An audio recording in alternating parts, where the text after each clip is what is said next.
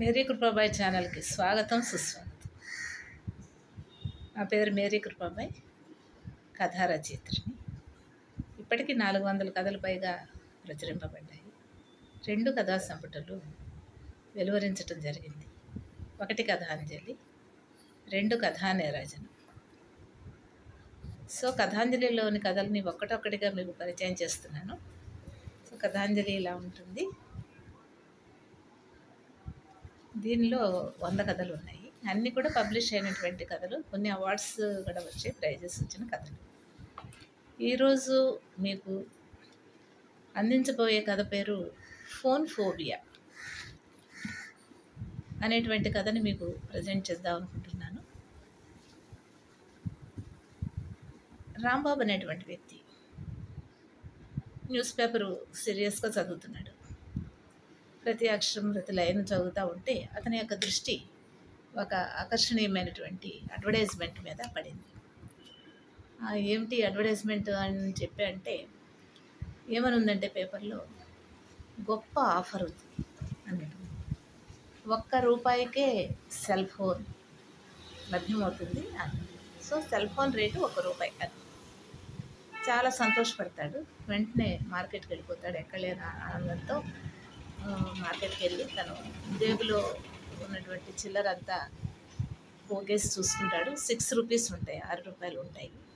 వెంటనే ఆనందంతో 6 cell phones కొనుక్కుంటాడు.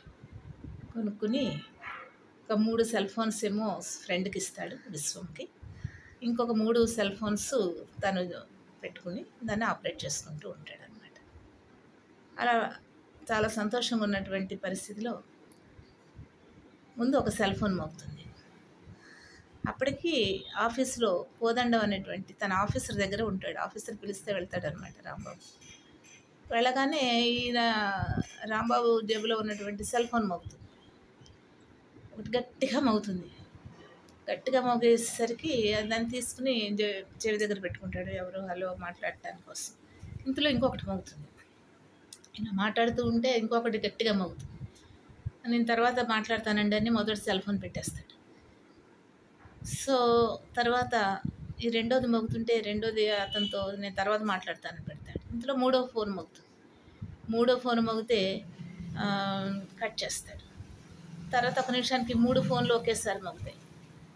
అలా గట్టిగా మోగుతుంటే ఆఫీసర్ గారు కోదండం గారు గట్టిగా చిర్రెత్తుకు వస్తుంది ఆయనకి. ఏంటి ఆ ఫోన్స్ ఏంటి, ఆ జేబులో అలా మోగడం ఏంటి, నీకు డీసెన్సీ లేదు, ఆఫీసర్ దగ్గరికి వచ్చినప్పుడు ఎలా రావాలి అని చెప్పి అంటాడు.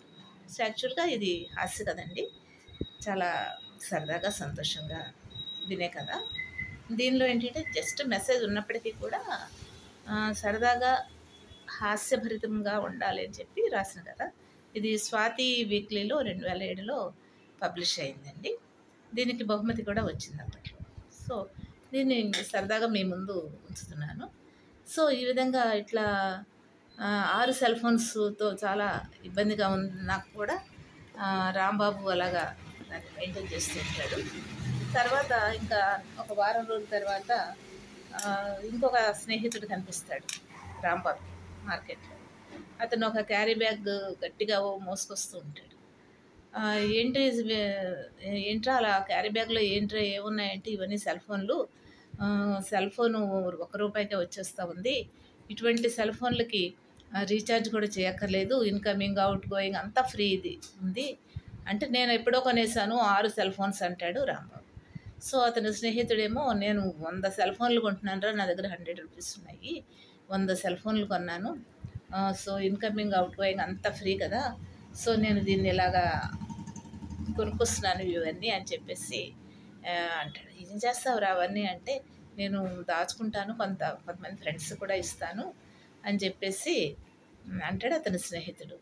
అప్పుడు ఇతను అనుకుంటాడు అనమాట, ఏంటి రోజులు బాగా మారిపోయినాయి, రాంబాబు అనుకుంటాడు రోజులు చాలా బాగా మారిపోయినాయి, ఇంక నుంచి మనిషి మాట్లాడుకునే అవసరమే ఉండదు, ఇక ఫోన్లోనే తప్ప మనిషి డైరెక్ట్గా మాట్లాడుకునే పరిస్థితి రాదు, ఆ టైం కూడా ఉండదు అని చెప్పేసి అనుకుంటాడు అనమాట. తర్వాత అలా అవుతూ ఉంటుంది. ఆఫీసర్ ఎదురుగుండా కూర్చుని రాంబాబు కూర్చున్నప్పుడల్లా సెల్ ఫోన్ మోగుతూ ఉంటే ఆఫీసర్కి చాలా కోపం వచ్చేస్తుంది అనమాట. కోపం వచ్చేసి ఇక ఆఫీసర్ ఏం చేస్తారంటే సెల్ ఫోన్ నిరోధక సంఘం అనే ఒక సంఘాన్ని ఏర్పాటు చేస్తారు. ఆ బాధ భరించలేక సెల్ ఫోన్ నిరోధక సంఘం అని కొంతమంది కమిటీ మెంబర్స్ని ఏర్పాటు చేస్తాడు. వాళ్ళందరూ వెళ్ళి కోదండం గారు కూడా కలుస్తారు దాంట్లో. వీధి వీధికి ఇంటింటికి వెళ్ళి సెల్ ఫోన్ వల్ల నష్టాలు చెప్పి ఎవరు సెల్ ఫోన్ వాడకండి, సెల్ ఫోన్ వల్ల ఇన్ని నష్టాలు ఉన్నాయని చెప్పి అలా చెప్పడం ప్రారంభిస్తూ ఉంటాడనమాట. అలా సెల్ ఫోన్ గురించి నష్టాలు చెప్తాడు. ఏంటి పాలవాడికి ఫోన్ చేయాలంటే ఆల్రెడీ దీనిలో ఉన్నాడు. అట్లా రకరకాలుగా చాలా ఇబ్బందులు వచ్చేస్తున్నాయి. ఎవరితో మాట్లాడటం కుదరట్లేదు, అందరూ ఎంగేజ్లో ఉంటున్నారు, ముందు ముందు సమాజం ఏమైపోతుందో ఏంటో తెలియకుండా ఉంది అని చెప్పేసి ఇదంతా ఒక రకమైన అవేర్నెస్ తీసుకురావడానికి ప్రయత్నం చేస్తాడు కోదండం. అతని కమిటీ సభ్యులు కూడా డిఫరెంట్గా అందరికీ కూడా ఆ నష్టాలని వివరిస్తాడు. తర్వాత ఏమవుతుందంటే బ్రాంచెస్ కూడా ఏర్పాటు చేస్తారు. Cell phone and land phone నిరోధక సంఘం అని చెప్పేసి దేశం అంతా కూడా బ్రాంచెస్ ఏర్పాటు అయిపోతాయి. అట్లా అవుతూ ఉంటుందన్నమాట. తర్వాత అలాగా ఇతను కోదండం వెళ్ళి ఒక ఆఫీసర్ దగ్గరికి వెళ్ళి, నేను ఆఫీసర్నేనండి, ఈ సెల్ ఫోన్ నిరోధక చట్టం పెట్టాము, సెల్ ఫోన్ వల్ల ఈ నష్టాలు ఉన్నాయి అని చెప్పేసి అవన్నీ వివరిస్తాడు.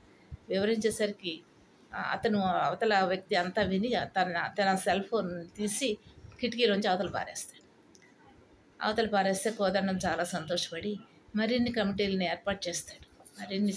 ఈ నిరోధక కమిటీలను ఏర్పాటు చేసి సెల్ ఫోన్ అనేది దేశంలో ఎక్కడ కూడా కనపడకూడదు అనేటువంటి ఒక ధ్యేయంతో ఈ కమిటీలను ఏర్పాటు చేయడం జరుగుతుందన్నమాట. తర్వాత ఇంకా ఏమవుతుందంటే అతను స్నేహితుడు ఎవరో వచ్చి రాంబాబు చెప్తాడు, సెల్ ఫోన్ రూపాయికే వచ్చేస్తుంది రాయ రాంబాబు, అంటే నువ్వు కనుక సెల్ ఫోన్ అనే 4 అక్షరాలు నా దగ్గర మాట్లాడావంటే నీతో నేను మాట్లాడను, నీతో స్నేహం వెళ్ళిపో అని చెప్పేసి గట్టిగా కసురుతాడనమాట. అట్లా సెల్ ఫోన్ వ్యతిరేక సంఘం బాగా వర్క్ చేస్తూ ఉంటుంది. చాలా అవార్డ్స్ కూడా ఆ సంఘానికి వస్తూ ఉంటాయి అన్నమాట. ప్రత్యక్షంగా కొంతమంది, పరోక్షంగా కొంతమంది ఆ సెల్ ఫోన్కి బలైపోతున్నటువంటి పరిస్థితి కోదండానికి ఏమాత్రం నచ్చదు. అలా గనక కంటిన్యూ అయితే సమాజానికి నష్టం వస్తుందని చెప్పేసి ఇలా వ్యతిరేకమైనటువంటి సంఘాన్ని ఏర్పాటు చేయడం అనేది జరుగుతుంది. బ్రాంచీలు కూడా ఏర్పాటు చేస్తారు. అంతటితో కోదండం ఆగకుండా తన సభ్యులను తీసుకుని ముఖ్యమంత్రి గారి దగ్గరికి వెళ్తాడు. ముఖ్యమంత్రి గారు, మాదొక విన్నపం అండి, ఈ సెల్ ఫోన్తో చాలా ప్రాబ్లమ్స్ వచ్చేసినాయి, మేము ఇలాగ ఒక సంఘ సభ్యుల్లాగా ఏర్పాటు చేశాము అని చెప్పేసి అంటే ముఖ్యమంత్రి గారు కూడా వెంటనే రెస్పాండ్ అయ్యి తన సెల్ ఫోన్ని అక్కడ ప్యూర్ని పిలిచి, ఇదిగో ఈ సెల్ ఫోన్ తీసుకెళ్ళి ట్రైన్ వెళ్తున్నప్పుడు దాని కింద పెట్టేసేయి అని చెప్పేసి అనేసరికి అటెండెంట్ ఆ సెల్ ఫోన్ తీసుకెళ్ళి ట్రైన్ కింద పెట్టేస్తాడు. అప్పుడు అది చూసి చాలా తృప్తి పడిపోతాడు కోదండం. ఆ తర్వాత ప్రధానమంత్రి గారి దగ్గరికి సభ్యులందరినీ తీసుకుని వెళ్ళి అంతా ఎక్స్ప్లెయిన్ చేసి ఇలాగా ఈ సెల్ ఫోన్ కనుక కంటిన్యూ అయితే మన జీవితాలు ఏముండవండి అని చెప్పి ప్రధానమంత్రి కూడా చాలా పెద్ద అవార్డు అనేది అతనికి ఇచ్చి, కోదండానికి ఇచ్చి, మీరు మీ ఇష్టం ఎటువంటి యాక్షన్స్ తీసుకోమన్నా నేను తీసుకుంటాను, మీరు పేపర్ మీద రాసి ఇవ్వండి, మీ యొక్క లక్ష్యాలని రాసి ఇవ్వండి అని చెప్పేసి చాలా సంతోషపడిపోతాడు ప్రధానమంత్రి గారు. అలాగా ఎక్కడికి వెళ్ళినా కూడా అందరూ కూడా జైలు కొట్టడమే కానీ సెల్ ఫోన్ కావాలన్న వాళ్ళు ఎవరూ లేరు, ల్యాండ్ ఫోన్ కావాలన్న వాళ్ళు కూడా ఎవరూ లేరు అనమాట. దానివల్ల వచ్చే అనర్థాలు అందరికీ అర్థమైపోయినాయి. సో ఇంకప్పుడు ఏమవుతుందంటే ఎక్కడైనా కనుక సెల్ ఫోన్ కనపడితే పోలీసులకు ఆర్డర్ చేస్తారు. ఎక్కడైనా సెల్ ఫోన్ కనుక కనపడితే అది తీసుకెళ్ళి సముద్రంలో పడేయండి అని చెప్పేసి ఆర్డర్ కూడా పాస్ చేస్తారు ప్రధానమంత్రి గారు. సో ఇలా ఉంటుంది. ఇలా ఉన్న తర్వాత ఎక్కడ చూసినా సెల్ ఫోన్ కనపడదు ఇక దేశంలో. ఎక్కడ ఏ ప్లేస్లో చూసినా సెల్ ఫోన్ అనేది కనపడలేదు, అస్సలు లేదు. సో కోదండం మంచి విజయాన్ని సాధించినట్టుగా విజయగర్వంతో సంతోషపడుతూ ఉంటాడు. ఆ తర్వాత పరిస్థితి ఎలా ఉన్నది అనేది మనం చూద్దాం. సో నేను ఊరికే ఒక ఊహా చిత్రంతో, ఒక ఊహతో రాసినటువంటి ఈ ఎండింగ్ అనమాట. ఆ తర్వాత పరిస్థితి ఎలా ఉంటుందంటే వీళ్ళంతా సెల్ ఫోన్ లేదు, ఎక్కడా కూడా ల్యాండ్ ఫోన్ లేదు. సో ప్రజలందరూ కూడా పోస్ట్ ఆఫీస్ దగ్గరికి వెళ్తారు. ఒక పెద్ద క్యూ కడతారు. ఒక వ్యక్తి అంటాడు, ప్రజలు తండాలుగా వెళ్ళిపోయారు కదా, ఆ క్యూలో ఉన్నటువంటి ఒక వ్యక్తి, సార్ ఒక పోస్ట్ కార్డ్ ఇవ్వండి సార్ అని ఒక వ్యక్తి అడుగుతాడు. ఇంకొక అతను ఏమంటాడు, సార్ ఒక ఇన్నాళ్ళ లెటర్ ఇవ్వండి సార్ అంటాడు. ఇంకొక అతను అంటాడు, నాకు ₹5 స్టాంపులు ఒక 10, ₹2 స్టాంపులు ఒక 20 ఇవ్వండి సార్ అంటాడు. ఇంకొక అతను అంటాడు, స్పీడ్ పోస్ట్ అంటే ఏంటి సార్ అని అడుగుతాడు. ఇంకొక అతను క్యూఎంఎస్ అంటే ఏంటి సార్ అని అడుగుతాడు. ఇంకొక అతను టెలిగ్రామ్ అంటే ఏంటి సార్ అని అడుగుతాడు. ఇంకొక అతను అంటాడు, సార్ ఉత్తరం ఎలా రాయాలో కొంచెం చెప్పరా సార్ అని అడుగుతాడు.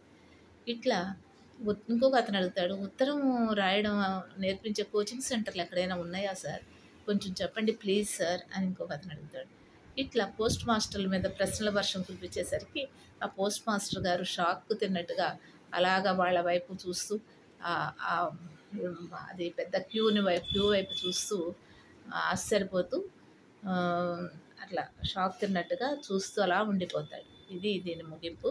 ఇది స్వాతి వీక్లీలో ఆగస్టు 2007లో పబ్లిష్ అయినటువంటి కథ. చాలామంది రీడర్స్ ఫోన్ చేసి చక్కటి కథ మేడం, అందులో కొంచెం మెసేజ్ ఉంది, తర్వాత చక్కగా హాస్యం ఉంది, హాస్యంతో కూడా మీరు మెసేజ్ చెప్తున్నారు అని చెప్పి మెచ్చుకోవడం అనేది జరిగింది. కొన్ని అవార్డ్స్ కూడా వచ్చినాయి. మరి ఈ కథని మీరు చదివి ఆనందిస్తారని, విని ఆనందిస్తారని కోరుకుంటున్నాను. కథా రచయిత్రి Mary Krupabai. Thank you very much. నమస్తే.